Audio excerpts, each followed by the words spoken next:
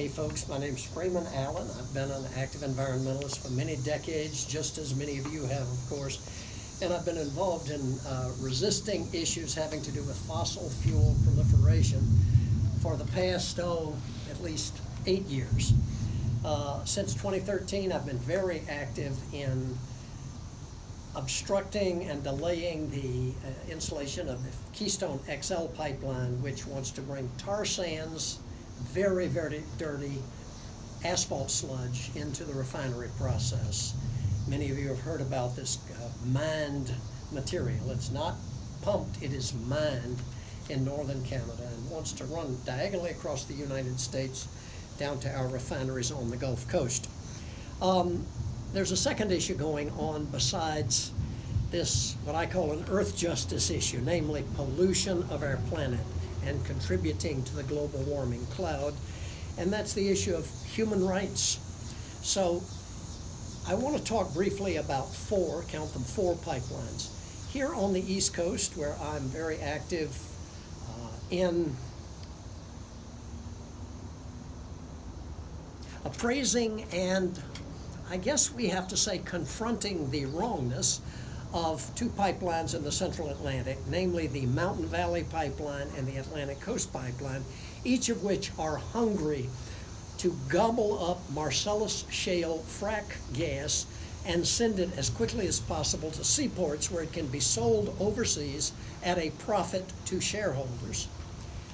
I'm very active with many others in resisting these two pipelines. In addition, as a veteran, I am connected with Veterans Service Corps America.org, VSCAmerica.org. Come visit our website, punch the volunteer button, and join our roster of people who are interested in working with our friends and leaders, the Cheyenne River Lakota Tribe, who occupy the largest Lakota reservation in the center of the vast prairie state of South Dakota. We have a frontline permanent party of veterans, mostly Iraq, Afghanistan, men and women who are determined to do something to bring justice and human rights into the forefront in this pipeline struggle. As a result, we are working with our Lakota leaders in Eagle Butte, South Dakota, to assess and consider options if the Keystone XL pipeline ever gets out of its court problems in Montana and Nebraska and tries to cross the Cheyenne River Lakota reservation in the center of South Dakota. You will remember that already 2 years ago there was a massive outcry when the Dakota Access Pipeline came up to the Missouri River and began threatening the water supply of the Great Sioux Nation. And what resulted was something called the Standing Rock Standoff against five militarized police forces, National Guard forces, and mercenary forces that EQT Partners, a gigantic consortium of banks, wanted to bring to bear against this essentially politically voiceless people, the Lakota, whose treaties of Fort Laramie in 1851 and 1868 were being radically violated by this pipeline. The problem, the pipelines out in the central states want to go under a decreasing water supply in the Missouri River Basin. And this is the water that all people out there depend upon. When these pipelines go underneath, because pipelines do leak and can have catastrophic impact upon water, this ruins the human rights of the people surrounding. In this case, we're talking about indigenous people whose human rights have already been swept to the corner in our grab it and gobble culture. So, what we're talking about is making Lakota people in South Dakota and North Dakota and Montana a sacrifice zone. That's out there. Here on the East Coast, we're talking about making Appalachian people over in West Virginia and Southwest Virginia and African American communities, particularly the Union Hill community in Buckingham County, Virginia, the same thing. Sacrifice zones, people with little political voice who are having gigantic compressor stations and unwanted vast trenching and industrial.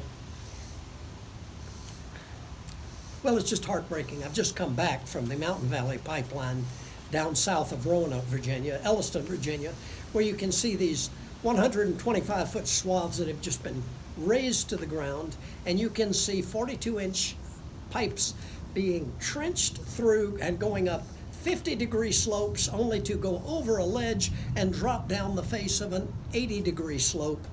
The level of danger for these pipelines here on the East Coast, and I'm talking right now about the Mountain Valley, are extreme.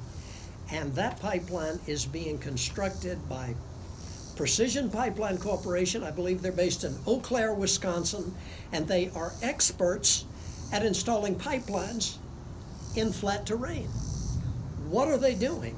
Being contracted by the MVP and that consortium of banks to come into the Blue Ridge Mountains where there's karstic, shifting terrain and extremely precipitous slopes, including the Appalachian Trail and the Blue Ridge Parkway, a national park, that they wish to cross. So we've got crises in terms of human rights in Appalachia here, out there with the Lakota, and in addition, we've got a crisis either with tar sands hydrocarbon bomb in the Keystone XL pipeline, or massive leaks of methane, a poison gas, in these two pipelines, ACP and MVP, here in the Central Virginia and North Carolina region.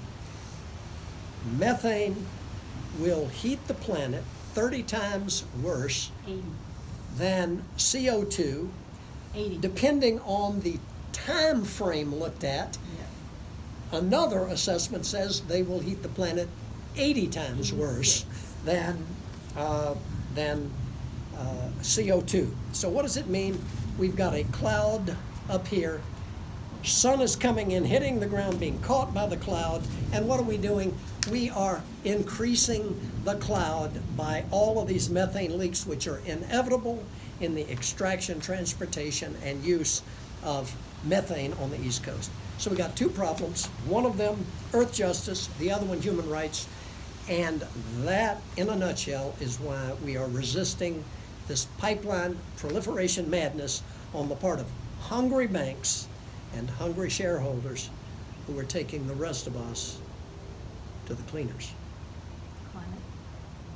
We've got a climate crisis on our hands, and we have got to stand up against this fossil fuel extraction and call out strongly for wind, for solar, for hydro, and we need to look again very closely at micronuclear, given the fact that that is also being discussed by lead climate scientists today. I know it's a shocker, it shocked me too, but if you'll go online and study it, you will start understanding that the way to reduce our fossil fuel footprint, it's already been invented, we've just got to get the mass will to do it.